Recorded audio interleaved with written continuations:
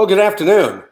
My name is Ron Aaron Eisenberg, and I am the moderator today and delighted to welcome you to the sixth of our Global Pain Association Virtual Pain Education Series programs. And it is such a pleasure to have you with us. By way of background, I'm an attorney. I've been a broadcaster for a whole lot of years, 40, 50, give or take, and spent a lot of time working in the medical-related fields. I moderate two other programs for WellMed Medical Management. I've done a show for the Health Collaborative for several years, all dealing with health-related issues.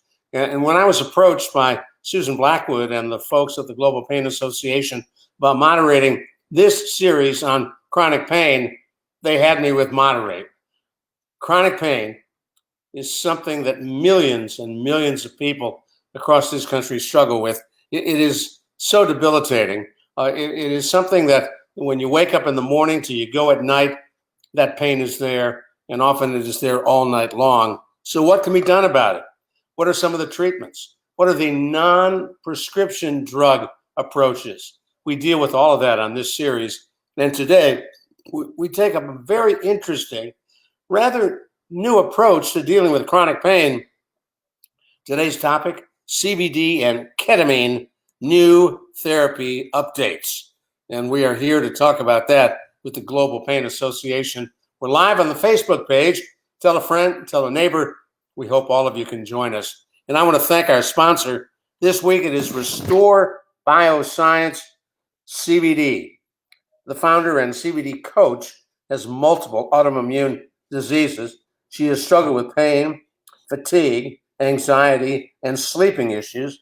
The highest quality oil is used in the CBD approach, and a physician vetted to be sure that all the products used meet the highest possible standards. They're all made in the USA in a registered FDA facility, compliant, certified, and a certified manufacturer.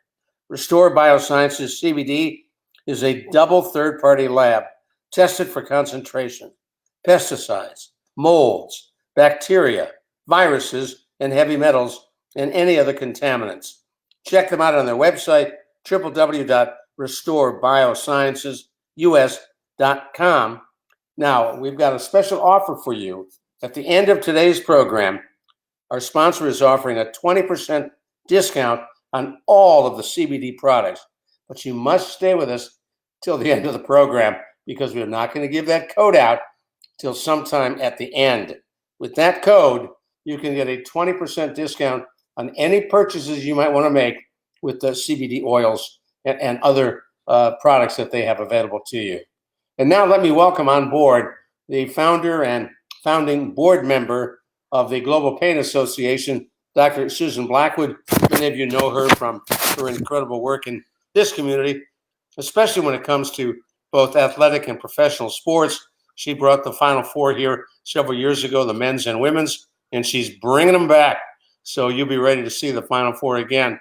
Thank you to Susan Blackwood. And Dr. Blackwood, delighted to see you. Thanks, Ron, for moderating. We couldn't do this without the Eisenberg Group, and we're very, very grateful for your help and leadership and all of your wealth of knowledge. We're also very, very excited to have sponsors like Restore Biosciences with us today because they really believe in what Global Pain Association is doing and have supported us thoroughly through this whole process. And if folks want to find out more about the Global Pain Association, just go to www.globalpain.org, or you can email globalpain.org, info@globalpain.org. And if you're watching us now, you have found our Facebook page, which is the way to see this program. Susan, for those who are wondering why a Global Pain Association, what was the driving reason behind you helping to put this together? Well, we have some well dedicated volunteers that have put this organization together, and I'm just proud to be one of them. My mother was addicted to painkillers for about 40 years, and I saw what it did in terms of affecting her lifestyle, and I really wanted to get involved with this project because there's so many good things that we can do in this community to build around people that have chronic pain. Want to get involved, how they can do that. And again, we very much appreciate the work that you've been doing. We're going to turn now to our very special guest today who has a lengthy background in dealing with folks with chronic pain, including himself. Dr. Pendleton Wickersham earned his medical degree with honors from Baylor College of Medicine in Houston. He is a Baylor Bear, board certified in internal medicine and rheumatology, a partner in the San Antonio-based Arthritis Associates, consults and speaks before many groups, and he has invented several medical devices. He's been named a leading physician in the world in 2011 to 2018, Texas Monthly Super Doc in 2015 to the present, and a board member of the Global Pain Association. And Dr. Wickersham, thanks for coming on. What got you involved in treating patients with chronic pain? Pretty much everybody I see has pain. And we have so many different tools these days to deal with autoimmune disease and the inflammation, but we still struggle to manage pain. So this is absolutely near and dear to my heart. A little background too, for those who haven't met or don't know me, I also have arthritis myself. I have ankylosing spondylitis, which I've had at this point for almost 3 decades. And so I'm no stranger to pain. So it's a mission in life, but it's also a personal issue for me as well. I was going to ask you the definition of chronic pain. Obviously, if you got it, you know you have it, but how is it defined? Right. Well, it sort of depends what study. So, I mean, everything from 3 months of unrelenting pain to 12 months of pain. So the medical literature is all over the place. The best way to think about it, though, in my view, is pain that doesn't get better over time when it should. And so I think a standard of having a few months of hurt in most days is actually a pretty reasonable approach. But as you said it, Ron, best, if you have chronic pain, you know it. And then the question comes up, because there's been so much in the literature about abuse of medications like OxyContins. Right. You don't necessarily have to use a prescription drug to treat chronic pain, do you? Not at all. I mean, I think, in medicine in general, and I'm talking about healthcare providers in particular, we have tools, right? We have medications, we have treatments that we recommend, but that's just a piece of what can be offered. And that's what Global Pain is really about, is exploring the other aspect of treatment besides prescriptions. And y'all have already heard, if you've been to some of these seminars already, multiple different approaches. And we got a few more seminars coming, which Ron is going to talk about. But that's our focus, is what can we do other than typical standard medications that can help people improve their lives. And one is CBD. It's almost like nail salons. There's a CBD shop, it seems, on every corner, but it's not all alike. You have to be careful. You have to know what you're buying. Let's talk first about what it is. You don't get high on CBD. You don't smoke it, but it's been found to be effective in controlling pain. It's certainly, for a lot of people, it can be very helpful for pain. And we'll talk, in a little bit later in the presentation about all the different effects of CBD and what the studies have shown. But first, let's talk about actually what it is, because I think it's important to understand what it is. A lot of the shops you're going to see don't necessarily define what it is, or perhaps not as certain of what they're selling. But truly, what CBD is an extract of the hemp plant. So hemp is also a similar plant to marijuana. It's actually the same species, but CBD has to be low THC. And that's now legal in the U.S. based upon the Hemp Farming Act of 2018, and it's now also legal in most states. And Governor Abbott did decide to go along with the federal government. So CBD, when it's less than 0.3% THC, is legal. And now, Dr. Wickersham, CBD, sure. Yeah, I don't mean to interrupt, but for folks who don't know, THC is what gets you high when you smoke marijuana. Exactly. So CBD stands for cannabidiol, which is one of the cannabinoids. There are actually 66 cannabinoids in the hemp plant. So there are a lot of other molecules that have some benefit besides just cannabidiol. THC is tetrahydrocannabidiol. So it's one of the cannabinoids that can actually cross into the brain and make people feel high or intoxicated. At the low THC numbers of less than 0.3%, there's no intoxication whatsoever. So this is not something that makes people feel high. It's not addictive. There's actually no potential whatsoever for addiction with low THC CBD. Now, I've heard you mention that you can buy a CBD oil with just one of those cannabinoids, but you recommend buying the full set of cannabinoids. I do. I think one of the, it's important to be a smart shopper and in general, right? But especially with CBD, because quality is such an issue. This is a relatively expensive product for most ones that you buy. And I recommend the full spectrum where you get all 66 of the cannabinoids because there's some evidence that actually is more effective.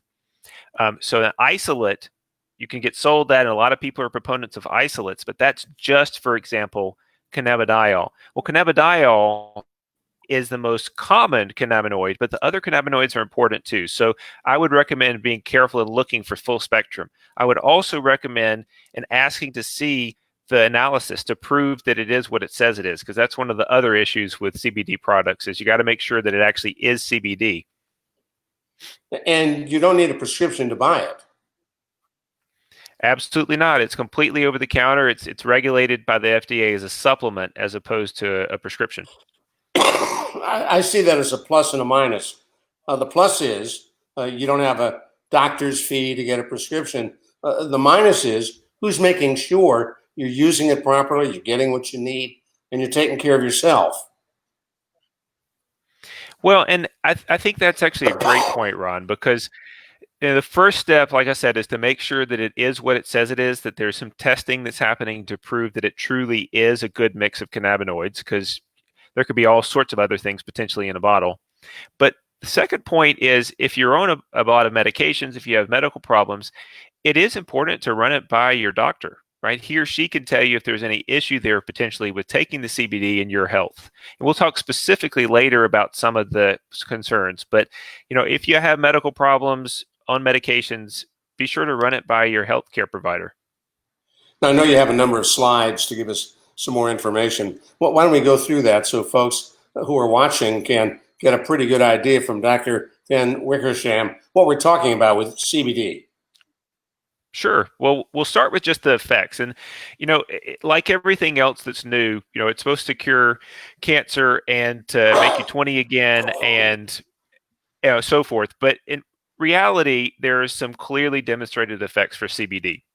So don't necessarily believe hype about unproven things, but it is absolutely proven, cannabidiol in particular, for epilepsy, especially in kids. And I'll talk about a drug specifically that does that in a bit. Where I've found it to be the most beneficial for my patients is in treatment of anxiety, mood issues, and insomnia. Because for just about everybody, not everybody, but just about everybody who takes it properly, it taps or ratchets down everything a couple of notches.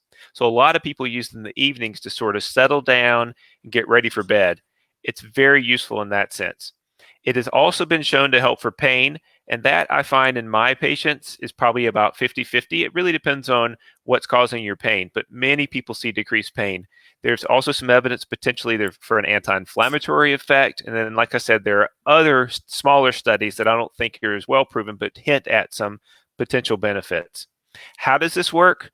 Well, our bodies have our own cannabinoids. So we make our own cannabinoids and we have receptors in our body for those cannabinoids. By taking the CBD, we seem to modulate that whole system, the so-called endocannabinoid system, and that leads to the benefits. Next slide here, please. Let me jump in with a quick question. Sure. One of our viewers is asking about legality in Texas. Marvin says he thought there had been some people arrested and stocks seized as late as last year in Texas. So part of the problem is it's hard to prove what it truly is, right? So certain localities, and this has happened a lot more in North Texas communities, from what I understand, than in South Texas, but certain communities have taken the stance that if you have a bottle of CBD, it might be marijuana, so we're going to seize it. So if you're in an area where there's a lot more restriction in general, and those communities are typically well known, then it's a good idea to go ahead and print out the analysis. So if you get stopped, you can just say, here, this is what it is. It's less than 0.3% THC, and it is legal. So it's absolutely legal in the state of Texas. Okay. So we'll jump on in now to how to take it, because there are multiple ways. So it can be taken orally in a capsule or frequently in a gummy. It can be vaped, or it can be used in a sublingual manner, which is a liquid under the tongue. So I would recommend the sublingual manner because that's a much better way for the body to absorb it. The problem with taking it orally and swallowing it is what's called the first pass metabolism. So anything that we swallow that gets to our intestines and gets absorbed goes straight to the liver for processing before it goes to the body. CBD is heavily metabolized by the liver. And so 75 to 90% of any CBD you take and swallow gets chewed up by the liver and inactivated before it makes it to the body. And that does two things. One is you lose a lot of the potential benefit. The second, though, and I think this is important, is that really sets the liver off and kind of revs up some of the metabolic enzymes and potentially creates a problem with drug interactions. Whereas if you do it under the tongue, it's absorbed directly into the body, and so the body gets it first before the liver processes it. Vaping it can be done.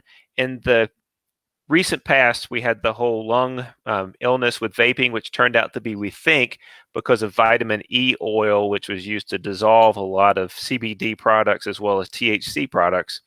And so I think we've kind of cleared that out. But because of the lack of standardization, I'm a little bit nervous about recommending vaping. It's also absorbed super rapidly, and the metabolism is a little faster with it. So sublingual seems to work better for people. For most people with the half-life, how long it lasts in the body, it can be done sublingually either once or twice a day to keep a pretty good level in the system. The typical dosing is between 8 and 66 milligrams per day. Most people, it's right around 25, 33, somewhere in that range, right in the middle of that. And what that means is if you have the standard 1,000 milligram bottle, which is 30 milliliters, it's between a quarter dropper and 2 droppers per day. But the average person can be right around a dropper a day. We'll go ahead to the next slide here. Unless you have a question, Ron. No, this is really good information. Thank you. All right. So what are the risks? So I think it's always important for something that has benefits to look at the risks as well. So what are the risks here? So the first is drug interactions. And the next slide, I'm going to talk about that in a lot more detail. The second is mouth irritation. There have been quite a few cases of mouth irritation with CBD products. They appear to be from the additives, though, because hemp has a fairly strong flavor, which some people like, some people don't. But it takes a lot of mint or citrus flavor to cover that up. And so some companies put a lot of that in, which can certainly be more pleasant than the hemp flavor if you don't like the hemp flavor. But that powerful additive can be very irritating for some. There have been a few reports of fatigue and diarrhea. Fortunately, those are pretty uncommon. I've had 1 or 2 patients who said they felt a little more hungry on it, which, again, is pretty rare. So fortunately, those are uncommon. One side effect is cost, because a good CBD product is often well over $100 a bottle, so it's pretty expensive. And then the final risk here is if you get drug tested at work. So if you get a product with a little bit of THC in it, with the full spectrum CBD product, it meets the federal guidelines, it has just a trace amount of THC, that can be enough to make your urine positive at an employment screen. And so corporations have not really figured out how to deal with that, right? Because they don't know if somebody's actually using marijuana or if they just were using CBD. And so many companies in town here in San Antonio, but across the state as well, have taken a relatively zero tolerance policy here. And so I'd be very cautious about taking full spectrum CBD that has THC in it if there is any chance you're going to get drug screened at work. Now, go ahead to the next slide here. Sure. Could you get a note, for example, from your physician explaining to your employer, you're on CBD, you waive the HIPAA protection, you say that I have chronic pain, right, and I'm taking this and I may test positive? Absolutely, but it's kind of up to your employer whether to honor that or not. So right. Again, some of the employers in town have kind of had a zero tolerance policy, if you will. Okay. So, good question. Let's talk a little more about drug interactions, though, because I think that's crucial to understand. So most of the medical literature is from a prescription cannabidiol called Epidiolex, which is used for kids with seizures. The dose is given orally there, which is important, and it's massive. It's 350 to 1,400 milligrams per day. So we're talking like 50 times the dose that the average person over the counter would be getting with CBD. So there are two components. So number one, it's a huge dose. And number two, it's given orally. So like I said before, it goes straight to the liver and revs up the liver enzymes. So I don't think that data is that useful in understanding what lower dose CBD can do in terms of drug interactions. In fact, there's one article that suggests that at commonly used doses, there really isn't any concern. That said, without any individual studies proving it, I'd be careful if you take anything where you have to have an exact amount in your body. For example, if you're on a blood thinner and you start CBD, you don't know if it's going to make the blood thinner potentially more or less effective. Either one of those could potentially be catastrophic, and so I'd recommend against that. Antiarrhythmics, so drugs that are important for keeping the heart rhythm, often have a very narrow level of success in the body. Too much is bad, too little is bad. And the same thing applies to transplant medications. So I recommend caution in those situations. I think it actually may end up being okay. We just don't know yet. And so if there's that much concern, we just would rather people be safe. If you have any questions, though, you just ask your healthcare provider, right? Run it by your doc and see. You anticipated my question. That's exactly what I wanted to ask you. My dad, when he was alive, was a pharmacist, and he'd get a lot of questions about medication and drugs. My concern here is that you go to your local CBD dispensary and assume the person behind the counter is an expert. Well, that's kind of one of the challenges, right? So I do think a lot of people are passionate about CBD because they've been touched by it, right? It's helped them or it's helped their loved ones. But I don't know that necessarily everybody who works at a store is really well educated on it, not just their own product, but also the potential risks. So if any doubt, just run it by your healthcare provider. That's the safest way to go.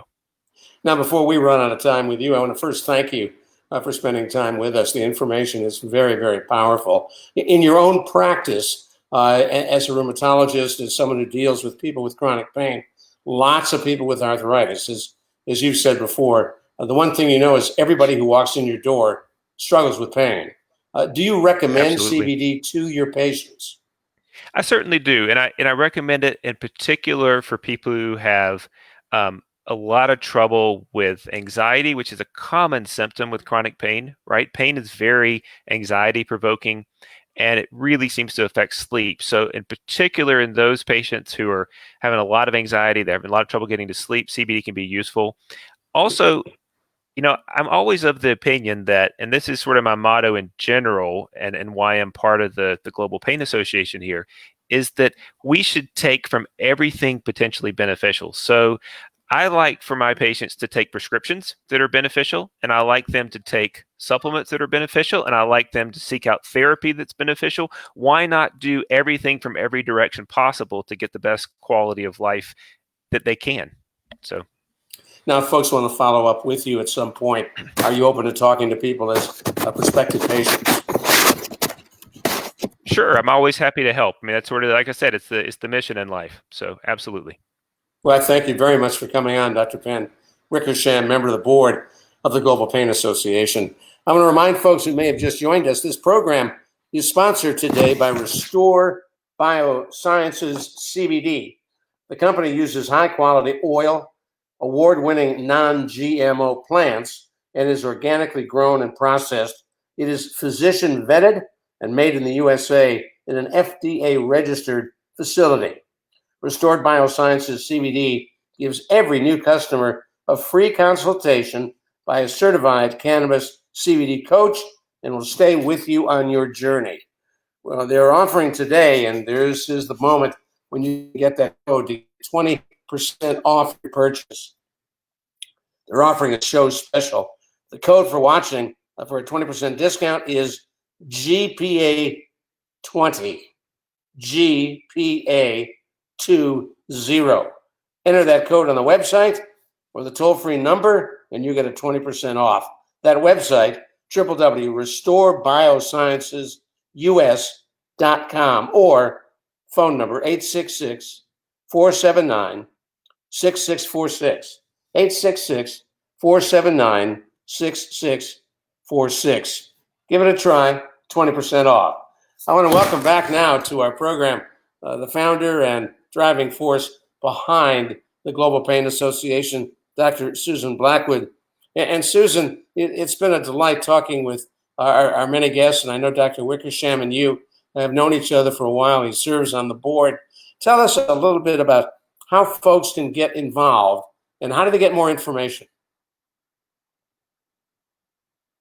Job moderating. I know Dr. Wickersham, perfect expert. So, but you always make these things so clear to the people that are watching the view and the show. Right. But we feel that by providing a thorough, complete website where people can turn to it to find resources, content about how to deal. Of course, these series are going to be on our website and on Facebook forever. So watching these again for people that have chronic pain should be very, very helpful. And we've got a small board, all volunteers, but everybody's dedicated to helping people build a community around chronic pain patients and support them in their efforts. To underwrite the cost of the launch. Pardon me? Where does the money come from? I'll simplify it. Where? Show me the money. How do people support you? Well, we take donations, and of course we have sponsors like the one that we had today that have helped underwrite the series. And going forward, we're hoping that that's still a possibility. But they can go to www.globalpain.org/get-involved/donate, and we would be more than happy to take every bit of support that we can get to keep the series going and to help people with chronic pain in this community. Now, before we sign off, we're going to remind folks what's up next week. But is there anything I haven't asked you want to mention before we say goodbye to you? No, just thank you so much for making this possible. And we're going to have a board meeting to see if we can continue this on after the end of June today. Thank you, Susan.